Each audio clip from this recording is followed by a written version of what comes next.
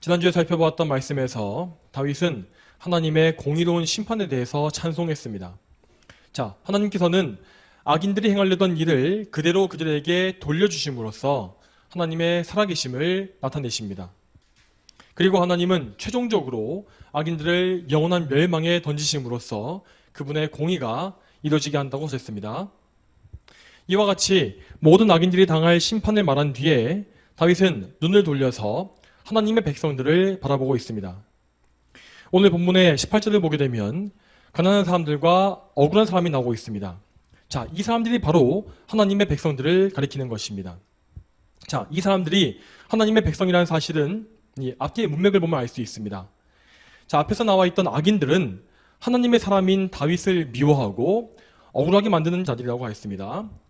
또한 15절을 보게 되면 악인들이 하려고 했던 악행은 함정을 만들거나 그물을 치는 것이라 했는데 이 역시 그들이 다름이 아니라 하나님의 백성들을 해치는 악을 행했다는 사실을 말해줍니다.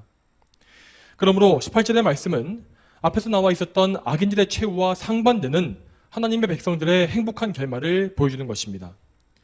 그렇기 때문에 이 말씀을 성도가 아닌 일반적인 가난한 사람들과 억울한 자들에 대한 것으로 해석하면 안 되는 것입니다.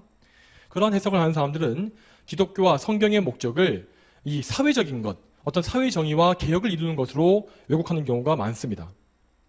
그렇지만 성경은 어디까지나 택하신 백성을 구원하시기 위해 기록된 하나님의 말씀입니다. 하나님께서 성경에서 관심을 두시는 것은 죄인들을 구원하시는 것이며 또한 그분의 택하신 백성들을 모두 다 그분의 나라로 인도하시는 것입니다. 이러한 구속사의 목적에서 이탈된 성경 해석은 그 어떤 것이라도 허용하지 말고 배척해야 하는 것입니다. 자, 우리가 다시금 본문의 내용을 보게 되면 하나님의 공의는 악인들과 의인들에게 각각 대조적인 모습으로 나오는 것을 볼 수 있습니다. 먼저 회개하지 않는 악인들에게는 정죄와 심판을 통해서 그분의 공의가 이루어지고 또한 이제 그리스도를 믿는 하나님의 자녀에게는 억울함을 풀어주시는 것을 통해서 그분의 공의가 이루어집니다. 그렇기 때문에 하나님의 백성들은 하나님의 공의가 이루어질 날을 바라보면서 박해와 압제 속에서도 인내하며 믿음을 지켜갈 수가 있는 것입니다. 오늘날에 살고 있는 우리들 역시 이 말씀에서 나온 바와 같이 박해의 시대로 점점 더 가까워져 가고 있다는 사실을 알아야 합니다. 자, 우리 성도들에게 마지막 시대는 매우 큰 시련과 박해의 날이 될 것이며 또한 오랜 인내가 필요한 세월이 될 것입니다. 마지막 날은 영적으로 캄캄한 어둠의 시대가 될 것이기 때문에 수많은 사람들이 배도와 배교에 빠지게 될 것입니다. 또한 성경이 진리는 완전히 왜곡되고 성경을 바르게 믿는 소수의 사람들은 박해를 받을 수밖에 없습니다. 그렇지만 우리는 그런 시대에 처한다 할지라도 하나님의 약속을 붙잡아야 합니다. 우리는 시편 9편의 18절과 같은 말씀들을 기억해야 하는 것입니다. 진실로 가난한 사람이 항상 잊혀지는 것은 아니며 억울한 사람의 기대가 영원히 소멸되지 아니할 것이다. 이 말씀처럼 우리는 하나님의 구원이 지체된다고 해서 낙심하지 말아야 합니다. 왜냐하면 하나님은 이 말씀대로 그분의 백성을 절대 잊지 않으시기 때문입니다. 하나님의 심판은 항상 정해진 때가 있으며 그 정해진 때가 오게 되면 반드시 이루어집니다. 자, 또한 성도들이 이 세상에서 당했던 억울한 일 중에서 해결되지 않고 남겨지는 일은 전혀 없을 것입니다. 하나님은 이 땅 위에 있었던 가장 작고 사소해 보이는 일까지도 모두 다 하나하나 공의로 판결하실 것입니다. 그러므로 우리는 하나님께서 정하신 구원의 날을 바라보면서 마지막 때를 믿음의 인내로 견뎌야 하는 것입니다. 이제 시편 9편의 결론에 해당하는 19절과 20절 말씀을 보겠습니다. 이렇게 되어 있습니다. 여호와시여 일어나소서, 사람이 승리하지 못하게 하시고 민족들이 주님 앞에서 심판받게 하소서. 여호와시여 그들로 두려워하게 하시며 민족들도 자신들은 사람일 뿐임을 알게 하소서. 셀라.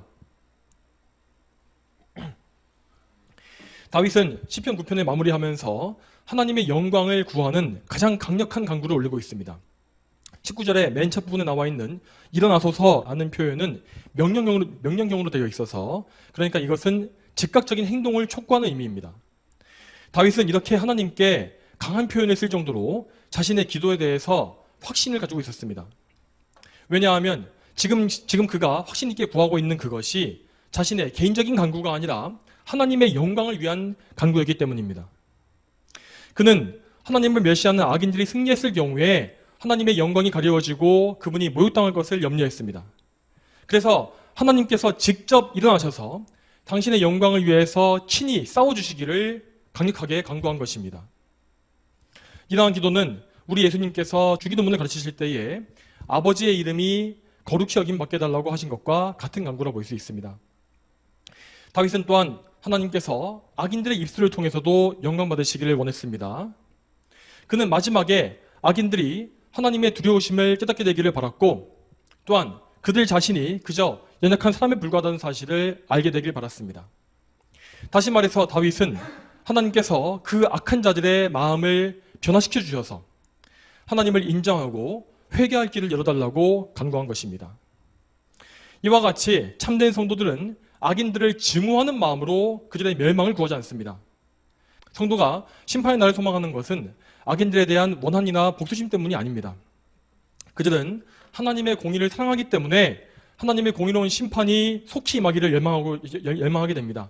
하지만 그와 동시에 성도들은 하나님의 성품을 따라서 악인들이 모두 다 회개하여 구원받기를 바라게 되는 것입니다. 자, 이제 시편 9편을 마무리하겠습니다. 성도 여러분, 이제까지 우리는 시편 9편을 통해서 하나님의 공의로우심에 대해서 들었습니다. 우리가 하나님을 신뢰하고 그분의 영광을 구할 때에 우리는 어두운 시대에도 흔들리지 아니하고 굳센 믿음을 견지할 수 있을 것입니다. 시편 9편에서 다윗이 보여줬던 모습과 같이 우리 모두가 하나님만 두려워하면서 우리의 모든 소망을 오직 하나님께 두게 되기를 축복합니다.